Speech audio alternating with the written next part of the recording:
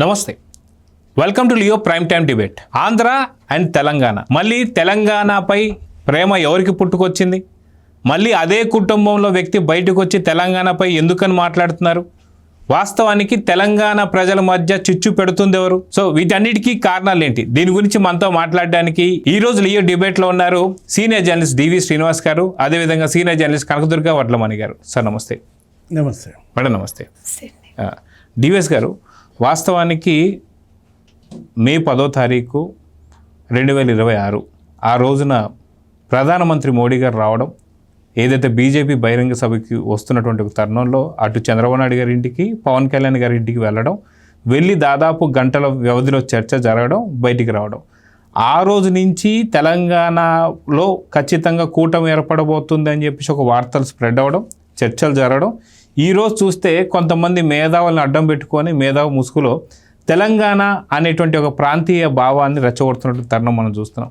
ఇప్పుడు కవిత చేస్తున్నటువంటి వ్యాఖ్యలు, వీటన్నిటిని ఎలా చూడాలంటారు? తెలంగాణలో మోడీ భూకంపం సృష్టిస్తున్నాడా? అంటే 20 రోజులుగా ఈ వైబ్రేషన్స్ ఇది. ఇప్పుడు ఆయన వచ్చి పవన్ కళ్యాణ్ని పరామర్శించడం, మరి పవన్ కళ్యాణ్ ఇంటికి వెళ్ళడం, ఆ తర్వాత చంద్రబాబు ఇంటికి వెళ్ళడం, ఆయనతో రాజకీయాల గురించి, దేశ రాజకీయాల గురించి మాట్లాడటం, దరిమిలా పరిణామాలన్నీ కూడా ఒక క్రొనలాజికల్ ఆర్డర్లో కనుక పెడితే, ఫస్ట్ ఆ ప్రొఫెసర్ నాగేశ్వర్ గారు, ఆయన ఏదో అమిత్ షా, మరి పవన్ కళ్యాణ్, నాదెళ్ల మనోహర్ అమిత్ షా దగ్గరికి వెళ్ళి జగన్ అరెస్ట్ చేయమన్నారు అని అడిగారని, తనకేదో పెద్ద రిలయబుల్ సోర్స్ ఏదో తనకి చెప్పిందని. ప్రొఫెసర్ వివాదం ఎలా అయితే ఒక వారం రోజులు 10 రోజులు మనం చూసాం. ఆ తర్వాత ఆయన ఏంటి, మనోహర్ చెప్పాడు నేను ఉపసంహరించుకుంటున్నా అన్నాడు. మళ్ళా ఏమన్నాడు, యుద్ధం మీరు ప్రారంభించారు నేను ముగిస్తానంటాడు. ఇక రౌండ్ టేబుల్ కాన్ఫరెన్స్లు పెట్టారు, జర్నలిస్టు సంఘాలని ఉసిగొల్పారు. అంటే ఏది, అటు తెలుగుదేశం మీదకి, లోకేష్ మీదకి, లేకపోతే ఇటు జనసేన మీదకి, పవన్ కళ్యాణ్ మీదకి. అంటే టార్గెట్ లోకేష్, టార్గెట్ పవన్ కళ్యాణ్గా మనం చూస్తున్నాం ఈ పరిణామాలన్నీ. ఎందుకంటే టార్గెట్ మోడీ సీన్ లేదు కదా. అంటే బీజేపీని ఎటు టార్గెట్ చేయలేక, ఇప్పుడు యాక్చువల్గా ఏంటి, అసలు ఏదో కోడి చెరువు అని ఒకదాన్ని పట్టుకొచ్చారు. అక్కడేదో ఆయన ఫామ్ హౌసు, పవన్ కళ్యాణ్, అదే అసలు చిలవలు పలవలుగా. ఇప్పుడు 10 ఏళ్ళు నువ్వు ముఖ్యమంత్రిగా ఉండేవుగా. ఇప్పుడు అది కొన్నది ఎప్పుడో 2014లోనే ఇప్పుడు కొన్నట్టున్నారు. ఆ తర్వాత నువ్వు 10 ఏళ్ళు నువ్వు ముఖ్యమంత్రిగా ఉండి అప్పుడు కనపడిన కోడి చెరువు ఇప్పుడు కనపడిందా? అప్పుడు మూసిపోయిన కళ్ళు ఇప్పుడు తెరుచుకున్నాయా? చివరికి ఎంత స్థాయికి దిగజారంటే వీళ్ళు, హైడ్రా రంగనాథ్ కులము పవన్ కళ్యాణ్ కులము ఒకటే అనడం, రంగనాథ్కి ఎక్కడో ఆయన టికెట్ ఇస్తే ఏంటి మాటలు. అంటే వీళ్ళు ఒక భయం కనపడతాను. ఇప్పుడు కవిత, ఇప్పుడు ఆమె అసలు అప్పుడు చంద్రబాబు ఇల్లు ముట్టడిస్తానంటది, ఏది ప్రొఫెసర్ నాగేశ్వర వివాదం విషయంలో. ఇప్పుడు మనం చూసాం ఏంటి, ఇది మీ సామ్రాజ్యం కాదు. లోకేష్ ముందు పవన్ కళ్యాణ్, మీ సెక్రటేరియట్లో నీళ్ళు వస్తున్నాయి చూసుకోండి. కాళేశ్వరం నీళ్ళ అంటే ఏపీ సెక్రటేరియట్లోకి కాళేశ్వరం నీళ్ళు వచ్చినాయా అని అడుగుతున్నా. ఇప్పుడు కాళేశ్వరం నీళ్లు మనం చూసాం ఏం జరిగింది ఏంటి. చివరికి కేసీఆర్ కూడా విచారణకు వెళ్ళడము, సరే ఏదో అది నడుస్తోంది. ఒకవైపు ఏమో అక్కడ ఫార్ములా ఈ car race, KTR, liquor case, Kavitha, లేకపోతే ఈ విద్యుత్ కొనుగోళ్లను, లేకపోతే కాళేశ్వరం అనో, కేసీఆర్, హరీష్ రావు. అసలు హరీష్ రావు, సంతోష్ రావుని నువ్వేగా అసలు రోడ్డు మీద గీడ్చింది కవిత. టార్గెట్ హరీష్ రావు, టార్గెట్ సంతోష్ రావు. అసలు ఏ రకంగా జరిగింది అసలు? ఎందుకు అసలు కేసీఆర్నే నువ్వు టార్గెట్ చేసావు? 10 ఏళ్ల మీ నాన్న పరిపాలనలో జరిగిన అవినీతి కుంభకోణాలన్నీ నువ్వే బయట పెట్టావు. అవును, అంటే రాష్ట్రంలోనే ఏం బీకలేదు, ఇక దేశంలో ఏం బీకుతావు అని చెప్పేసి అని కూడా ఆ మాట అంత దురుసైన వ్యాఖ్యలు కూడా ఆవిడ చేశారు. ఇది మీ సామ్రాజ్యం కాదంటే మరి మీ సామ్రాజ్యమా? ఇప్పుడు ఇవాళ పవన్ కళ్యాణ్ ఏంటి, ఆయన ఏదో ఒక నవనిర్మాణ సంకల్ప సభ అనేదో పెడుతున్నట్టున్నాడు. ఇప్పుడు తను ఇక్కడ ఆయన పార్టీ ఉంది, గతంలో కూడా అక్కడ కంటెస్ట్ చేశాడు, అక్కడ స్థానిక సంస్థల ఎన్నికల్లో, జీహెచ్ఎంసీ ఎన్నికల్లో కూడా పాల్గొన్నాడు. బీజేపీ ఆయన కలిసి కంటెస్ట్ చేశారు. వాళ్ళ రాజకీయం వాళ్ళది ఉంటుంది, వాళ్ళది వాళ్ళు చేసుకుంటారు. మీరెందుకు భయపడుతున్నారు? ఆహా, తెలంగాణ ప్రజలు 10 ఏళ్ళు కేసీఆర్కి అవకాశం ఇచ్చారు, 5 ఏళ్ళు రేవంత్ రెడ్డికి అవకాశం ఇచ్చారు, ఇక ఈ టర్న్ బీజేపీదేనా? అంటే తెలంగాణ తెచ్చింది మరి అది అటు టీఆర్ఎస్ కేసీఆర్ అనుకుంటే, ఇచ్చింది కాంగ్రెస్ కాబట్టి, ఇచ్చేలా చేసింది బీజేపీ కాబట్టి. అప్పుడు అనుకున్నారు ఏంటి, సోనియా అనేదో అమ్మనో లేకపోతే సుష్మా స్వరాజ్ అనేదో చిన్నమ్మనో రకరకాలుగా మనం చూసాం. ఇప్పుడు బీజేపీ ఎట్టి పరిస్థితుల్లో ఇక తెలంగాణలో అధికారంలోకి వస్తుంది. తెలంగాణ ప్రజలు వాళ్ళకి 10 ఏళ్ళు ఇచ్చారు, వీళ్ళకి 5 ఏళ్ళు ఇచ్చారు, మరి మాకు ఎన్నేళ్ళు ఇస్తారు, మాకు కూడా ఒక అవకాశం ఇవ్వాలిగా అంటూ బీజేపీ అపీల్ ఎక్కడ తెలంగాణ ప్రజల్లోకి బలంగా వెళ్తుందో అనే ఉద్దేశంతో భయపడిపోయి బేజారెత్తిపోయి బీజేపీని నేరుగా ఎదుర్కోలేక, మోడీని ఏం అనలేక, ఇప్పుడు మోడీకి 2 కళ్ళుగా వీళ్ళు నిలబడ్డారు కాబట్టి, అటు చంద్రబాబు ఇటు లోకేష్, అంటే ఈ కళ్ళు పడుద్దామనా? అసలు ఆయన ఏం పెడతాడు రేపు పొద్దున సభ? ఆయన ఏమి నవనిర్మాణం గురించి మాట్లాడతాడు? వాటి గురించి వదిలేసి ఏదో మేము ఆంధ్ర వాళ్ళకి వ్యతిరేకం కాదు, రావచ్చు పోవచ్చు, రొయ్యలు అమ్ముకోవచ్చు, నువ్వేం అమ్ముకుంటా? ఇప్పుడు నెక్స్ట్ వచ్చే సమాధానం అదే కదా. అంటే ఇప్పుడు ఒకటి ఇక్కడ కవిత ఇవాళ మనం చూసాం, బీఆర్ఎస్లోనే ఒక కుంపటి, కేసీఆర్ని వాళ్ళు టార్గెట్ చేస్తుంది కూతురే కదా. కల్వకుంట్ల కుటుంబంలో ఇవాళ కవిత రేపిన ముసలం ఇప్పటికీ అది చల్లారలేదు. ఇక అదేమవుద్దో మనం చూడం. ఆ రోజు మరి నందవంశం అయినట్టు ఇది కూడా అవుతుందా? రేవంత్ రెడ్డిని ఉద్దేశించి ఏమన్నా ఉంటే మీరు తేల్చుకోండి. ఏది ఇప్పుడు రేవంత్ రెడ్డికి కవితకి ఉన్నటువంటి వ్యాపార సంబంధాలను గతంలో మనం చూసాం. వాళ్ళు బీఆర్ఎస్ వాళ్ళు అనేక ఆరోపణలు చేశారు. రేవంత్ ఏజెంట్ అని, ఆమె పార్టీ పెట్టడం వెనక కూడా రేవంత్ ఉన్నాడని. ఆయన ఏదో విగ్రహాన్ని ఆవిష్కరించాడు ఎన్టీఆర్, తనేదో తన స్పీచ్ తనిచ్చాడు. ఏమని? ఇందిరాగాంధీ, అంబేద్కర్, ఎన్టీఆర్ ఇలా ముగ్గురే మాకు స్ఫూర్తి అంటూ మా ప్రభుత్వం ఈ ముగ్గురి పాలన అని చెప్పాడు. వివరంగా ఇచ్చుకున్నాడు. ఏది ఇందిరాగాంధీ ఏం చేసింది, అంబేద్కర్ ఏం చేశాడు, ఎన్టీఆర్ ఏం చేశాడు. ఇప్పుడు అంత మాత్రాన తనేంటి ఎన్టీఆర్ విగ్రహావిష్కరణ ద్వారా రేవంత్ రెడ్డి తన యొక్క భావం, తన ఆదర్శం, సిద్ధాంతాలు, తన ప్రభుత్వ విధానాలు చెప్పుకున్నాడు. అది రాజకీయ లాభాల కోసమే అయి ఉండొచ్చు, అది వేరే విషయం. ఏది తెలుగుదేశం ఓట్ బ్యాంక్ ఇవాళ రేవంత్ రెడ్డికి షిఫ్ట్ అయినటువంటి దీంట్లో ఇటు ఎన్టీఆర్ అభిమానులు కానీ అది కాంక్రీట్ చేసుకోవడానికి ఆ విగ్రహాన్ని ఆవిష్కరించాడేమో. అంత మాత్రాన నువ్వు ఇప్పుడు విగ్రహాన్ని ధ్వంసం చేస్తానంటే, అంటే ఇప్పుడు మీ అన్న ఆవిష్కరించిన విగ్రహం ముందు అది ధ్వంసం చేయపో. ఎవరు? కేటీఆర్ ఆవిష్కరించలేదా ఎన్టీఆర్ విగ్రహాన్ని? ఖమ్మంలో కేటీఆర్ ఎన్టీఆర్ విగ్రహాన్ని ఆవిష్కరించినప్పుడు నేను వచ్చి ధ్వంసం చేస్తాను ఎందుకనలా ఈమె? అంటే ఏంటి మరి కేటీఆర్ పెడితే విగ్రహం నచ్చిందా, రేవంత్ పెడితే నచ్చట్లేదా? తన అన్న మాటలు అసలు నాకేం అర్థం కావట్లేదు. ఇప్పుడు కవిత ఉద్దేశం ఏంటి? ఆమె దీన్ని అడ్డం పెట్టుకుని ఆమె ఏం లాభం పొందాలనుకుంటుంది? అంటే ఇప్పుడు మీ నాన్న చేసిన తప్పే నువ్వు కూడా చేస్తున్నావా? మీ అన్న చేసిన తప్పు. తెలుగుదేశంతో అనవసరంగా మీరు ఏది కయ్యం, కయ్యానికి కాలు దూవి తెలుగుదేశం ఓట్ బ్యాంక్ మీరు ఎలా కోల్పోయారు? ఖమ్మంలో ఎంత దెబ్బతిన్నారు? గ్రేటర్ హైదరాబాద్ పరిస్థితి ఏంటి? మీరేగా అసలు ఇప్పుడు మీ నాన్న ఆ రోజు ఏం చేశాడు? మొత్తం ఎమ్మెల్యేలందరినీ బీఆర్ఎస్లో లాక్కున్నాడు, మంత్రి పదవులు ఇచ్చాడు. అసలు తెలుగుదేశం బతుకుంటే ఇక నా పార్టీ బతకదన్న భయంతో పాపం ఆయన చస్తూ బతుకుతూ ఏదో నడుపుకుంటూ వచ్చాడు ఇన్నాళ్ళు. ఇప్పుడు మళ్ళా మీరు కూడా తెలుగుదేశం ఓట్ బ్యాంకును దూరం చేసుకోవటమేగా. ఎన్టీఆర్ విగ్రహం ధ్వంసం చేస్తానంటే పోటీపడి నువ్వు కూడా ఒకటి ఆవిష్కరించు. ఇప్పుడు నీదేంటి? అదేదో ఉంది కదా, ఏం పార్టీ అది? టీఆర్ఎస్, తెలంగాణ రాష్ట్ర సేన. ఓహో, అన్న ఖమ్మంలో ఆవిష్కరించాడు ఎన్టీఆర్ విగ్రహాన్ని. ఈ అన్న ఎవరు? రేవంత్ అన్న ఇక్కడ మరి జూబ్లీ హిల్స్లో ఆవిష్కరించాడు. నేను కూడా నా నిజామాబాద్లో మళ్ళీ ఎన్టీఆర్ విగ్రహాన్ని ఆవిష్కరిస్తా, మీరేనా తక్కువ తింది, నేను ఎన్టీఆర్ ఓట్ బ్యాంక్ ఎత్తుకుపోతా అని నువ్వు కూడా నిజామాబాద్లో ఆ విగ్రహాన్ని ఆవిష్కరిస్తే అది కదా రాజకీయం. ఇది ఇది ఇది ఆ రాజకీయం. సో కనకదుర్గ గారు వాస్తవానికి గతంలోనే ఒక ఇంటర్వ్యూలో ఆవిడ చాలా స్పష్టంగా చెప్పింది, ఖచ్చితంగా నేను కూడా ముఖ్యమంత్రి అవ్వాలని ఉంది అని చెప్పేసి అని ఆవిడ చెప్పడం చూసాం మనం.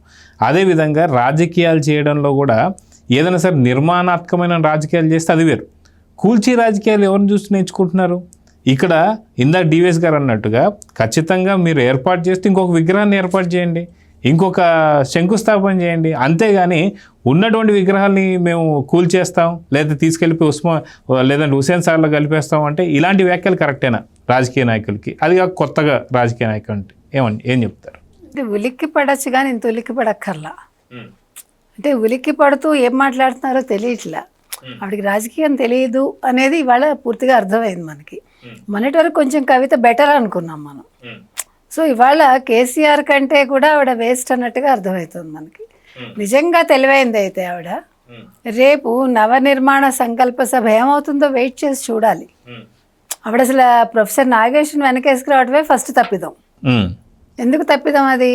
ఆయన మాట్లాడిన మాటలు వెనక్కి తీసుకుంటానని ఆయన ఏం చేశాడు, ఒక యూట్యూబ్ ఛానల్ తోటి ఏమన్నాడు, నవ్వుతూ ఆయన ఏమన్నాడు, నాకు సబ్స్క్రిప్షన్స్ పెరిగాయి, వ్యూస్ పెరిగాయి, లక్షలు వచ్చేసాయి అన్నాడు. అంటే ఏంటి, ఒక అబద్ధం చెప్పి ఆ అబద్ధం మీద లక్షలు రావటం అనేది గొప్పతనం. అది దానికి అంత పక్కపక్క నవ్వుతాడు ఆయన.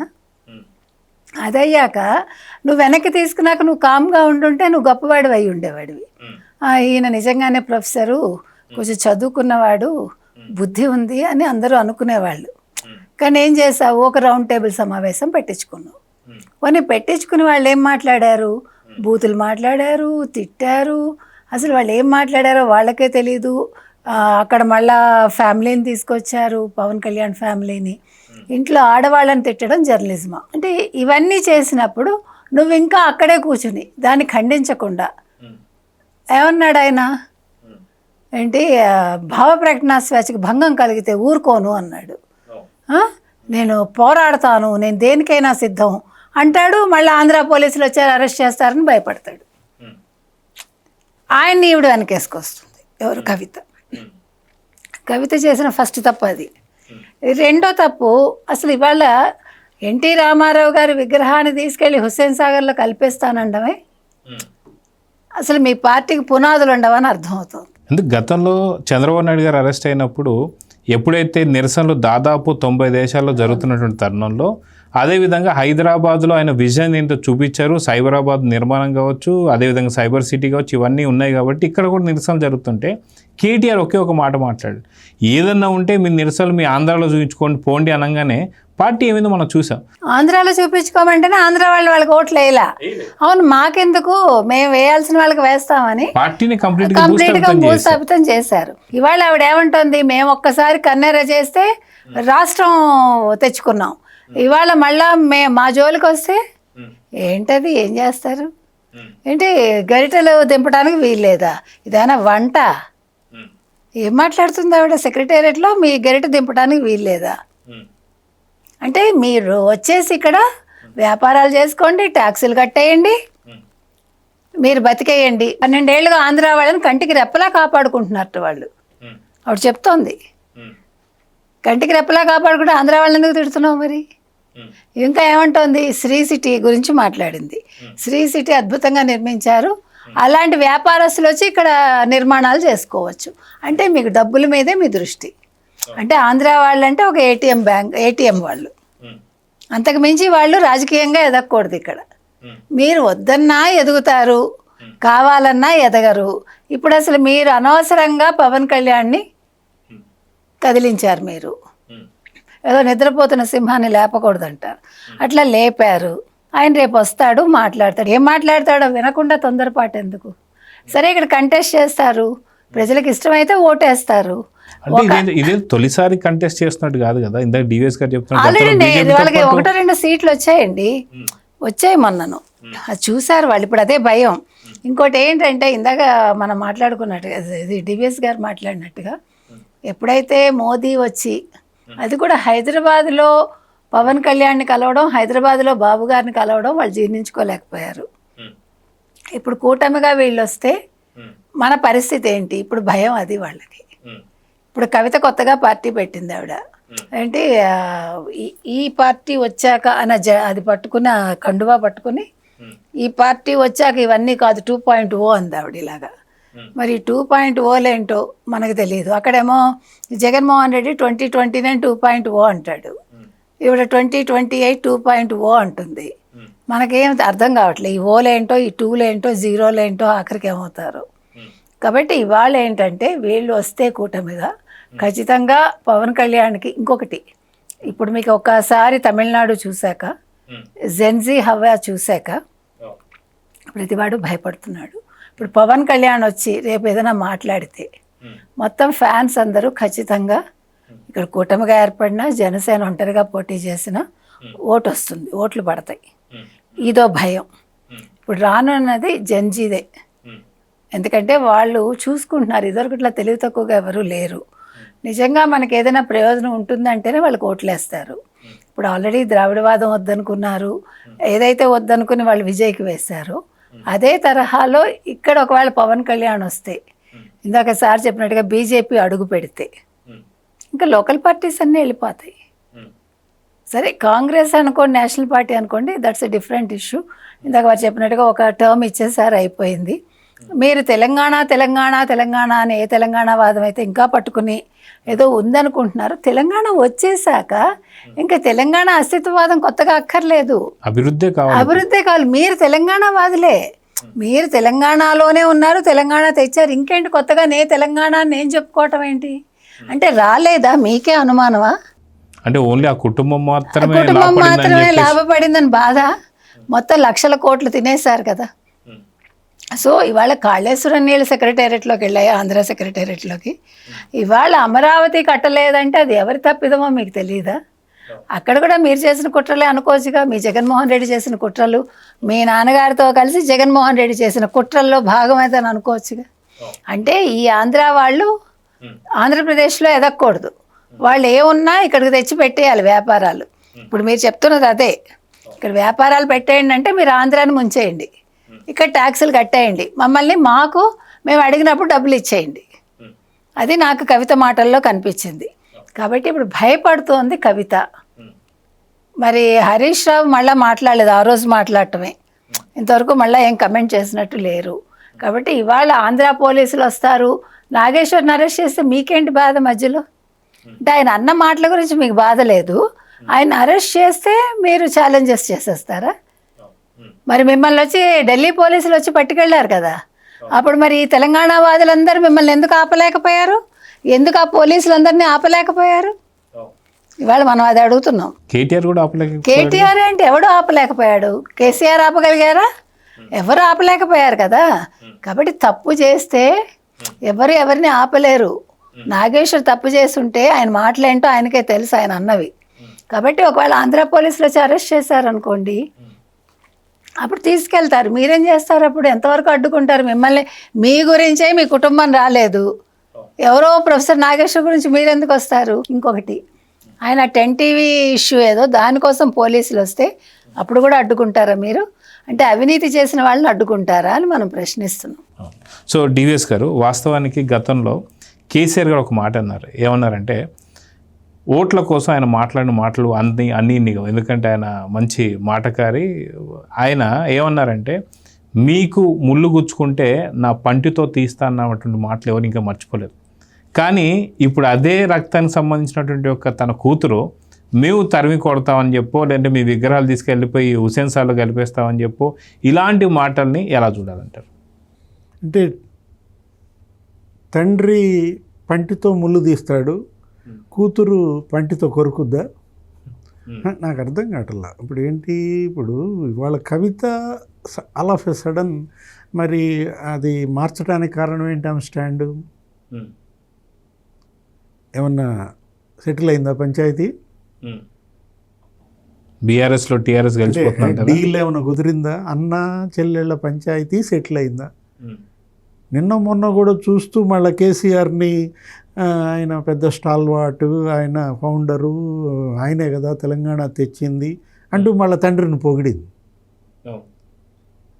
ఇదే కవిత గతంలో కేసీఆర్ని ఏమన్నది? మరమనిషి అన్నది, మారిన మనిషి అన్నది.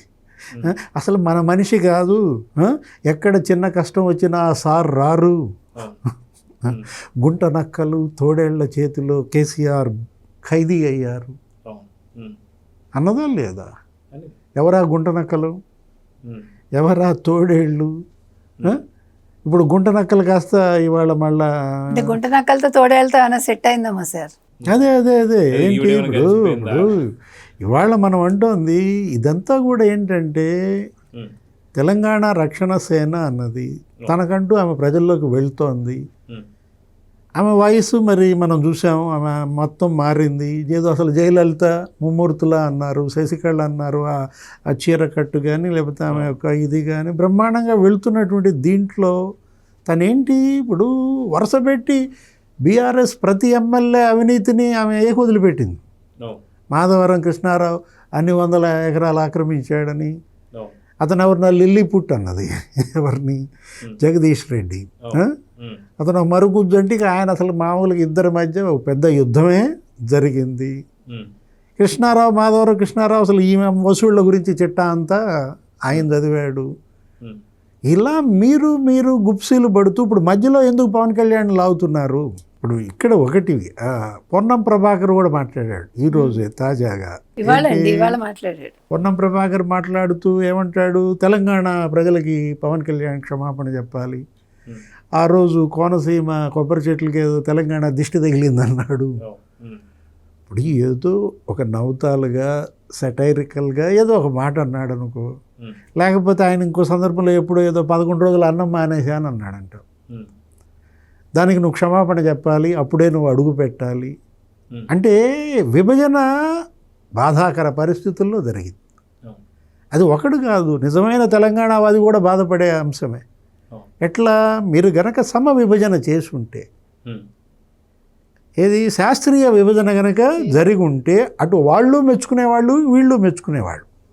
ఎందుకు కాంగ్రెస్ పార్టీ దెబ్బతింది?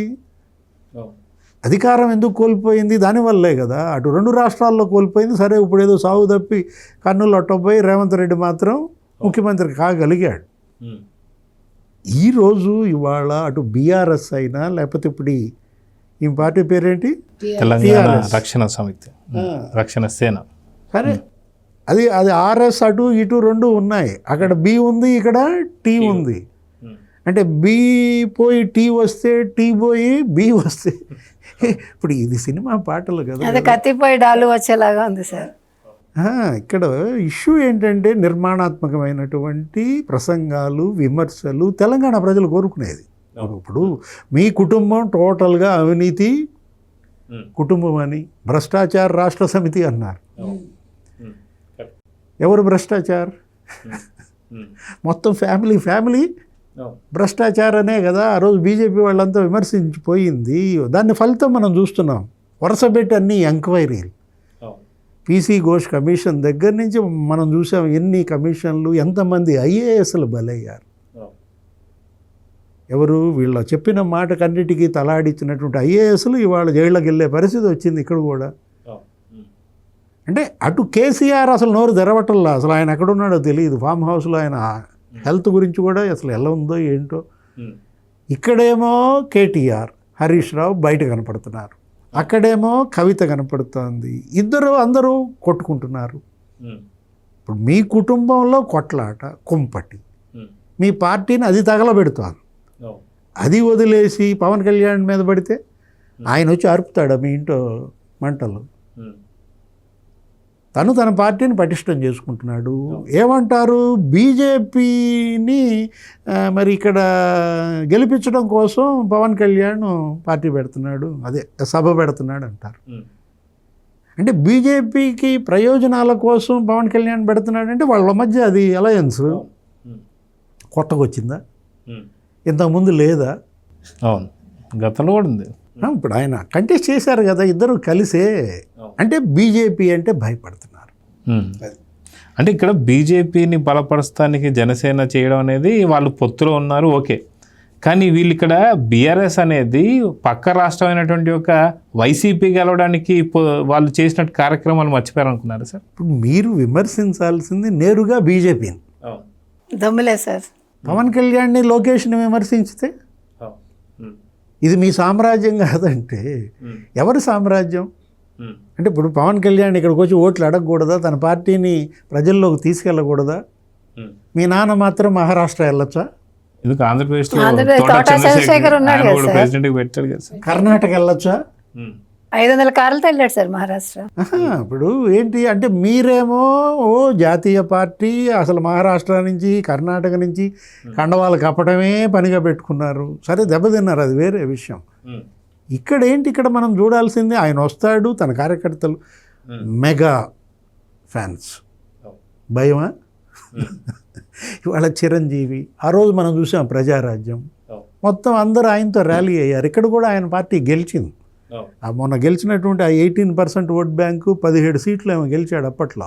దాంట్లో ఇక్కడ కూడా ఆయన ఎమ్మెల్యేలు ఉన్నారు. అంటే మొత్తం తెలంగాణ వ్యాప్తంగా ఉన్న మెగా ఫ్యాన్స్ అంతా జనసేనకు ర్యాలీ అవుతారని భయమా? ఇంకా ఆంధ్రోళ్ళు అని రెచ్చగొట్టడం ఏంటి? అది విడిపోయారు కదా. ఆంధ్ర పంచాయతీ ఆంధ్రాది, తెలంగాణ పంచాయతీ తెలంగాణది. అతనైతే ఎవరో ఒక ఆయన సీనియర్ జర్నలిస్ట్ అంట, ఆయన అయితే ఏపీ పోలీసు కుత్తుక మీద కాలేజ్ తొక్కుతా అంటున్నాడు. అసలు పోలీస్కి AP police, UP police, Tamil Nadu police, Telangana police అని ఏమైనా ఉంటుందా? పోలీసే కదా. ఇప్పుడు మీరున్నారు, తెలంగాణ పోలీస్ విశాఖపట్నం వెళ్ళలేదా? అప్పుడు ఆ రోజు జగన్మోహన్ రెడ్డి ముఖ్యమంత్రిగా ఉన్నప్పుడు ఆ గంజాయి వాళ్ళ మీద మీరు కాల్పులు జరపలేదా? అంటే తెలంగాణ పోలీసు ఏపీలోకి వస్తే మెడ మీద కాలేజ్ తొక్కుతామన్నారు అక్కడ వాళ్ళు. లేదు ఏపీ పోలీసే మరి వచ్చి రఘురామకృష్ణరాజుని కిడ్నాప్ చేసిపోయి ఎత్తుపోయినప్పుడు తొక్కలేదే? అక్కడ సరే అసలు నాగార్జున సాగర్, జగన్మోహన్ రెడ్డి ఏపీ పోలీసుని సాగర్ మీదకు పంపాడు. అవును, 13 గేట్లు తొక్కారా? తొక్కల, వాళ్ళు మిమ్మల్ని దొక్కారు. ఇవాళ మీ ఓటమికి అదే కదా ప్రధాన కారణం. ఎందుకు ఈ జిమ్మిక్స్ ఎందుకు? ఇంకా ఈ రకమైన రాజకీయం ఇది కాలం చెల్లింది. ఇప్పుడు నిజంగా మీరు ఏం చేయాలంటే మోడీని టార్గెట్ చేయండి, అమిత్ షాని టార్గెట్ చేయండి. బీజేపీ మీ ప్రధాన ప్రత్యర్థి, ఆక్రమించేసింది. ఏది, మీరు 3rd ప్లేస్కి వెళ్ళిపోయారు. వాళ్ళకి ఎన్ని ఎంపీ సీట్లు ఉన్నాయి? 8. ఇద్దరు 8 ఎత్తుపోయారు. ఎవరు? కాంగ్రెస్ మరి బీజేపీ. మీకు ఒక్క ఎంపీ సీటు లేకుండా పోయింది, 3వ స్థానానికి వెళ్ళిపోయారు. ఇలాంటిది కదా మీరు చూడాల్సింది, చెందాల్సింది. అది వదిలేసి పార్టీని నిర్మించుకుందాం, సంస్థాగతంగా ప్రజల్లోకి వెళ్దాం.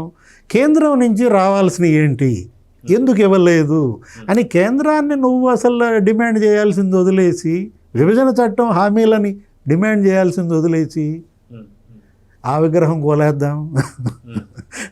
ఏంటిది? ఇప్పుడు మిలీనియం మార్చి పెట్టుద్దంట, జూబ్లీ హిల్స్ మార్చా ఏంటి? ఆ మార్చి ఏదో ఫామ్ హౌస్లో చేయమను. ఏది వాళ్ళ నాన్న దగ్గర వాళ్ళ అన్న దగ్గర తేల్చుకోవాల్సిన మార్చి అదైతే ఎందుకమ్మా? సో ఫైనల్గా కనకదుర్గ గారు, వాస్తవానికి సెటిలర్లు ఎవరైతే ఉన్నారో వాళ్ళ ఓటు బ్యాంకే ముఖ్యం అని చెప్పేసి అనుకున్నప్పుడు ఒక రకంగా మాట్లాడారు కేసీఆర్ గారు. అదేవిధంగా మిగతా రాష్ట్రం అంతా కూడా చేస్తున్న ప్రచారం వాళ్ళు ఆంధ్ర గురించి ఎట్లాంటి మాటలు చూసాం. బీఆర్ఎస్ నుంచి పాడి కౌశిక్ రెడ్డి గతంలో కూడా ఆంధ్రోళ్ళు అని చెప్పి మాట్లాడిన మాటలు, తరిమి కొట్టేస్తాం అని చెప్పిన మాటలు, నిజంగా వీళ్ళు ఒక ప్రాంతీయ ఒకటి తీసుకొని నిజంగా ఇలా రెచ్చగొట్టే ధోరణి ఇంకెన్నాళ్ళు? వాస్తవానికి వాళ్ళ నాన్నగారు చేసిన తప్పే ఇప్పుడు మళ్ళీ కవిత మొదలు పెడితే ఇప్పుడు ఎవరైనా నమ్ముతారా? ఒకే అబద్ధాన్ని. ఎందుకంటే అయిపోయింది, రాష్ట్రం విడిపోయింది, ఇప్పుడు అభివృద్ధి కావాలి. అభివృద్ధి ఎవరు చేస్తే వాళ్ళు కోటేస్తారు. సో నిజంగా రాజకీయంగా కవిత ఈ యొక్క స్టాండ్ తీసుకొని సక్సెస్ అవుతారా లేదంటే ఏం చెప్తారు? అసలు సక్సెస్ ఏంటండి, ఎవరు చెప్పారు? ఇప్పుడు ఆవిడకి ఎన్ని ఓట్లు వస్తాయో ఆవిడకే తెలియదు. ఇప్పుడు ఆవిడ ఏదో అనుకుంటున్నారు అంతే. ఇవాళ అసలు ఎందుకు గొంతు మార్చింది నాకు అర్థం కాలే. ఇప్పుడు మార్చుకుంటూ వస్తుంది ఆవిడ. ఫస్ట్ తండ్రిని తిట్టింది, అంతకుముందు ఫస్ట్ ఆవిడ అన్నని తిట్టింది. కేటీఆర్ని తిట్టాక హరీష్ రావుని తిట్టింది.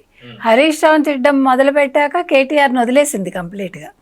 తర్వాత తండ్రిని ఇంకా రోడ్డు మీదకి తీసుకొచ్చింది ఆవిడ. ఏ కూతురు చేయదు అట్లాగా. ఇంత ఆస్తి ఇచ్చి నీకు నీకు పేరు ఇచ్చి నిన్ను ఒక రాజకీయంగా నిలబెట్టిన తండ్రికి నువ్వు ఇచ్చిన రిటర్న్ గిఫ్ట్ అది.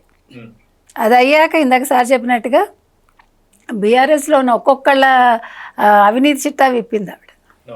ఇన్ని చేసి నువ్వు లిక్కర్ స్కామ్ చేసి నీ లిక్కర్ స్కామ్ చేశాక నువ్వు జైలుకి వెళ్లకుండా ఆపలేదని చెప్పి వీళ్ళ మీద కోపంతో నువ్వు ఒక పార్టీ పెట్టుకున్నావు. అంతే తప్ప నువ్వు తెలంగాణ ప్రజల కోసం పెట్టలేదు. ఆ విషయం తెలంగాణ ప్రజలకు తెలుసు. అంటే యాక్చువల్గా తెలంగాణ ప్రజలందరికీ కూడా ఆవిడే వెలిమర్చి చెప్పింది. నిజంగా తెలంగాణ వచ్చిన తర్వాత బాగుపడిందంటే మా కుటుంబం ఒకటే, దాంట్లో నేను కూడా ఖచ్చితంగా ఓపెన్ గా చెప్పేసి ఆవిడ ఒక్క విషయం మాత్రం బాగా చెప్పింది ఆవిడ. అంటే నాకు ప్రజల గురించి అర్థం కావట్లేదు. ఏంటంటే అక్కడ ఆంధ్రాలో వైసీపీకి సంబంధించి జగన్మోహన్ రెడ్డి అక్రమాస్తులన్నీ కూడా దేవచాడు, 43,000 కోట్లు జప్తుంది, ఇవన్నీ కూడా తెలిసిన తర్వాత ఆయనకు వేశారు. అదేవిధంగా కవిత కూడా సేమ్ అదే స్టాండ్లో పోతుందా, అవును తప్పు ఒప్పేసుకుంటే ఓట్లు వేస్తారని. కానీ ఓట్లు వేస్తారని అనుకుంది. కానీ ఇప్పుడు ఇక్కడ ప్రాబ్లం ఏమొచ్చిందంటే మీకు చూడండి, ఇద్దరికి అక్కడ జగన్కి ఇక్కడ బీఆర్ఎస్ కావచ్చు లేకపోతే కవిత కావచ్చు కామన్ శత్రువు ఎవరు బీజేపీ. కానీ ఇద్దరు బీజేపీని తిట్టే ధైర్యం చేయట్లేదు. అది చూసారా ఆ ఫన్నీ. ఇద్దరు ఫిలాసఫీ కూడా కూల్చడాలే. ఇద్దరు మేము వస్తే మంట పెట్టేస్తాము, పూర్తి చేస్తాము, లేకపోతే తగలబెట్టేస్తాము, లేకపోతే ఏంటి కలిపేస్తాము, విధ్వంసం చేస్తామని. అందులో మాత్రం క్లారిటీతో ఉన్నారు. వాళ్ళ భయం ఏంటంటే ఇప్పుడు ఆంధ్ర వాళ్ళని తిడుతూ మళ్ళీ ఓట్లు అడిగితే ఎవడేస్తాడు, ఎందుకు వేస్తాడు. పైగా అంటుంది మేము కంటికి రెప్పలా చూసుకుంటున్నాం 12 ఏళ్ళుగా అంటుంది. వాళ్ళ నాన్న కడుపులో పెట్టుకుని చూసుకున్నాం అన్నాడు. అని మీరు ఏం చేస్తారు, కాలుతో తన్నారు మీరు. ఇప్పుడు డబ్బుల కోసం మళ్ళీ ఆంధ్ర వాళ్ళు కావాలి మీకు, వ్యాపారాలు చేయడానికి ఆంధ్ర వాళ్ళు కావాలి.